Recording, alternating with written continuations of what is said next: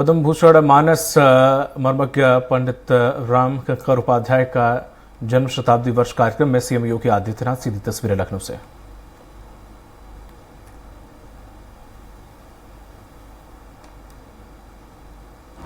श्रद्धा का भाव रखने वाले सभी उपस्थित श्रद्धालुजन और उपस्थित बहनों और भाइयों, ये हमारे लिए अत्यंत गौरव का क्षण है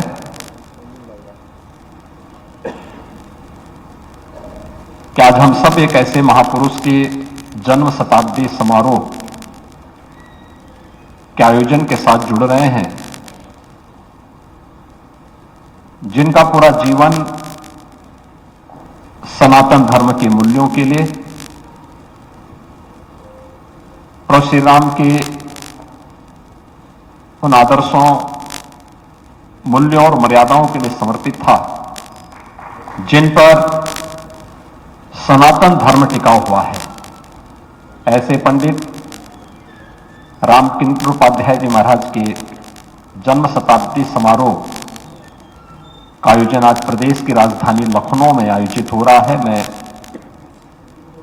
प्रदेश सरकार की ओर से सबसे पहले इस समारोह में उपस्थित होने के लिए आप सबका मैं हृदय से अभिनंदन करता हूं, स्वागत करता हूं।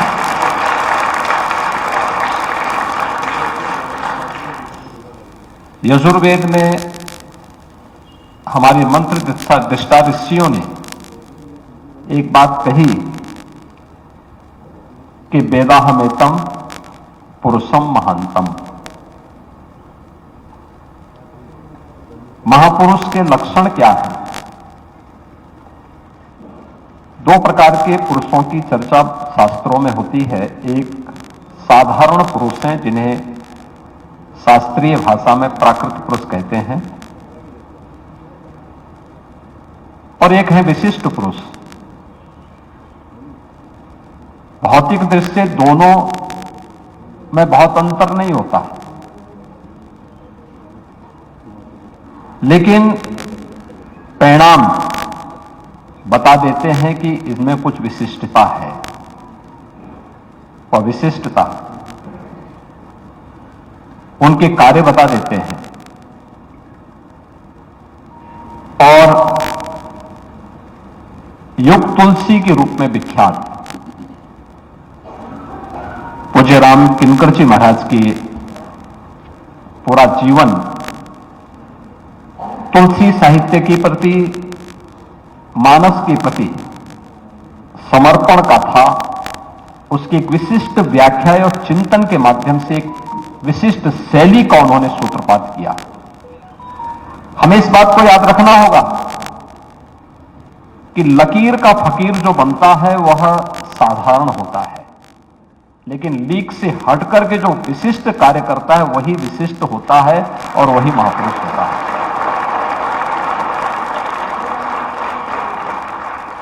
अपनी कथा के माध्यम से, अपने चिंतन के माध्यम से कथा की जिस विशिष्ट शैली को उन्होंने जन्म दिया, उसने भारत के राष्ट्रपति डॉक्टर राजेंद्र प्रसाद जी से लेकर के और एक झोपड़ी में निवास करने वाले साधारण इंसान तक सबको लाभान्वित किया। कोई भेद नहीं था। और आज प्रसाद में रहने वाला कोई राजा हो या फिर कोई सबरी जैसी कोई भक्तिन हो, राम के प्रति जिसका अनुराग है वह राम किंकर जी महाराज की कथा का आनंद ले सकता है, उससे लाभान्वित हो सकता है। यह पूज्य महाराज जी की कथा के माध्यम से हम सब ने देखा और लंबे समय तक उसी निष्ठा के साथ, उसी भाव और भावना के साथ लगभग 60 वर्षों तक, 6 दशक तक उन्होंने मानस के माध्यम से सनातन धर्म की, देश की बहुमूल्य सेवा की और उनकी इन्हीं सेवाओं के प्रति कृतज्ञता ज्ञापित करते हुए 1999 में भारत सरकार ने उन्हें पद्म पुरस्कार से सम्मानित किया।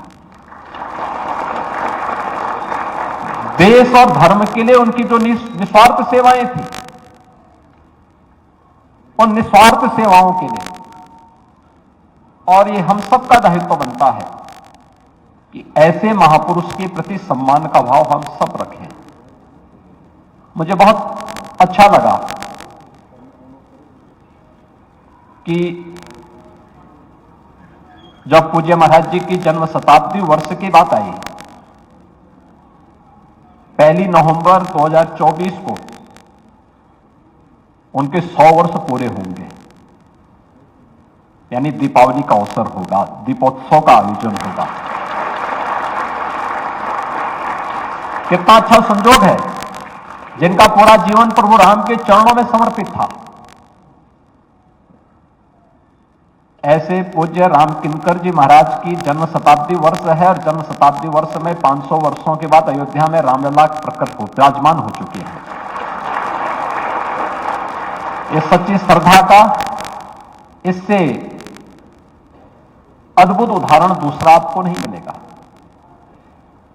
कि उसी वर्ष जब पूज्य राम किंकर जी महाराज का जन्म शताब्दी है और जन्म शताब्दी वर्ष के अवसर पर 500 वर्षों में जो कार्य नहीं हो पाया वो पार कार्य 500 वर्षों के इस इतिहास में उनकी जन्म शताब्दी वर्ष में अयोध्या में रामलला विराजमान होकर के फिर से अपना आशीर्वाद देने के लिए हम सबके सामने विराजमान हो चुके हैं अयोध्या में राम मंदिर के इस कार्यक्रम के साथ।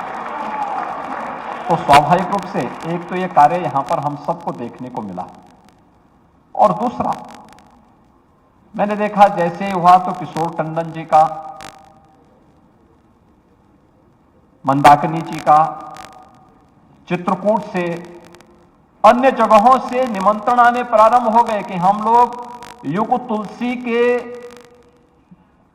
जन्म शताब्दी समारोह के आयोजन के साथ इस समारोह का आयोजन कर रहे हैं, इस कार्यक्रम में भागीदार बनना है। मेरे लिए सबसे आसान यहां पे था और मुझे तो अच्छा लगा कि किशोर टंडन जी के इस कार्यक्रम के साथ मुझे आज यहां पे इस कार्यक्रम का शुभारंभ करने का अवसर प्राप्त हो रहा है। एक साथ यहां पर अपने सहयोगी डॉक्टर दिनेश शर्मा जी भी हैं, पूज्य महाराज श्री की मानस पुत्री सुश्री मंदाकिनी जी भी हैं, और मानस मर्मज्ञ के अद्भुत व्याख्याकार कथा व्यास पंडित किशोर शर्मा जी भी यहां पर हैं। अन्य तमाम महानुभाव हैं। इस कार्यक्रम को शुभारंभ करने का अवसर प्राप्त हो रहा है, लेकिन साथ साथ ही किशोर टंडन जी से मेरा परिचय भी हुआ। इनके जो नाना थे हमारे गोरखपीठ के परम भक्त थे से बिशन चंद सेठ जी, प्रखर हिंदुत्व निष्ठ।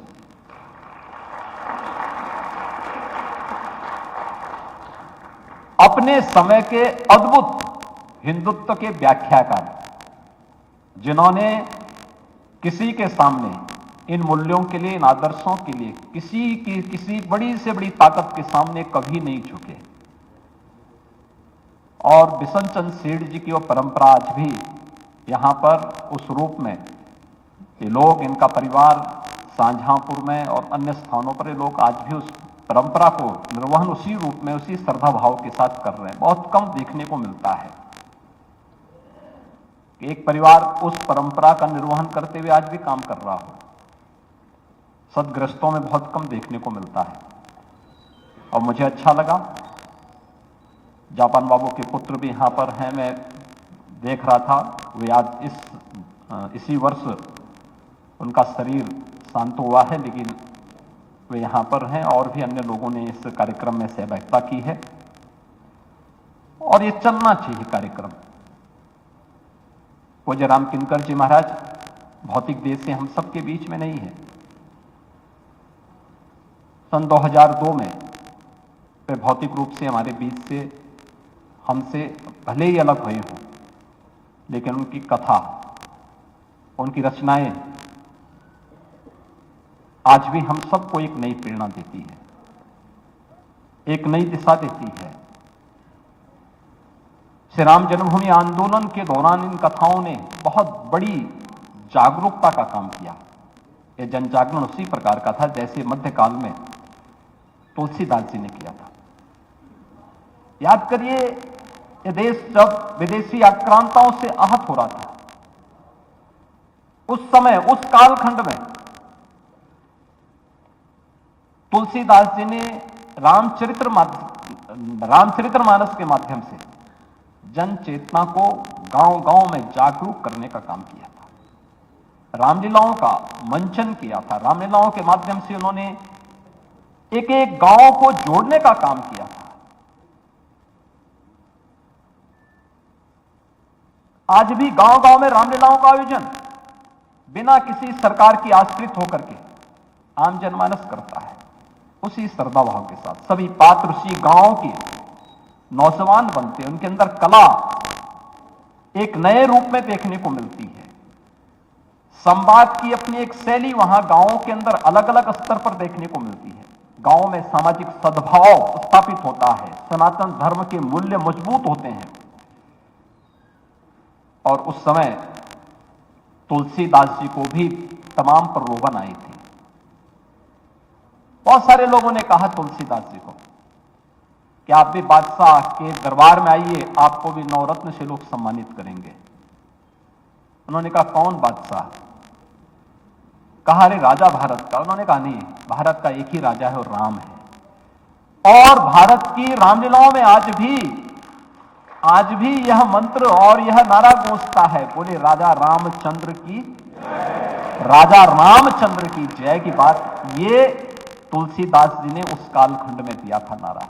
उन्होंने कहा था नहीं, भारत का एक ही राजा है, वो केवल राम है, राम के अलावा कोई दूसरा राजा नहीं हो सकता है। यह है एक संत की निडरता, निर्भीकता। याद रखना, जो मैंने कहा लीक से हटकर के जब भी हम काम करेंगे वह विशिष्ट होगा, लोगों को आकर्षित करेगा, लोगों के लिए प्रेरणादायी बनेगा। प्रभु श्री राम की कथा इसके बारे में हमारे सामने नहीं एक उदाहरण प्रस्तुत करती है। महर्षि वाल्मीकि उन्होंने अपने शास्त्र को, महाकाव्य को एक विशिष्ट शैली में व्यवहारिक संस्कृत में दिया। वाल्मीकि रामायण विख्यात हो गया। तुलसीदास जी ने अवधी शैली में रामचरितमानस रचा। हम सबके लिए प्रेरणा का माध्यम बन गया, जन चेतना का माध्यम बन गया। लोगों के घर में कोई भी शुभ कर्म हो, कोई भी